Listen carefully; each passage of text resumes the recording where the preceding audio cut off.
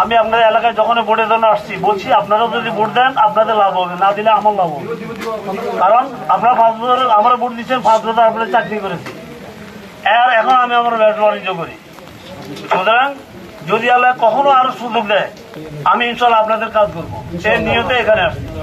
আর ইসলামের বিধান হলো একটা মানুষ যখন একমাত্র উত্তম ইবাদত হলো জনসেবা করা। আমার নিয়ত এটুকু, এই নিয়তে এখানে আসছি। দুনিয়ার কারো কাছে কারো কিছু চাওয়া পাওয়ার নাই, একমাত্র চাওয়া কার কাছে? আল্লাহর কাছে। আমরা প্রত্যেকে যখন আল্লাহর কাছে চাবো সেটাই আমাদের জন্য সব। আমরা এখন মানসিকভাবে প্রস্তুতি নিতে হবে। এই দেশের মানুষ তাদেরকে প্রতিহত করতে হবে, তাদের প্রত্যেকটা অপকর্মের জবাব দিতে হবে। যারা এটার সাথে সম্পৃক্ত ছিল, যাদের কারণে আজকে আমরা এই বাংলাদেশ ক্ষতিগ্রস্ত, বিশেষ করে আমি এই সেনবাগে আমি এই 2009 থেকে 14 পর্যন্ত উপজেলা চেয়ারম্যান ছিলাম। আমি চেষ্টা করেছি যতগুলা খাল এগুলো যেন পরিষ্কার থাকে, সেখানে যেন 20 ফিটের খাল 5 ফিটের কালভার্ট দিয়ে যেন সেটা কোনোভাবে বন্ধ না করে।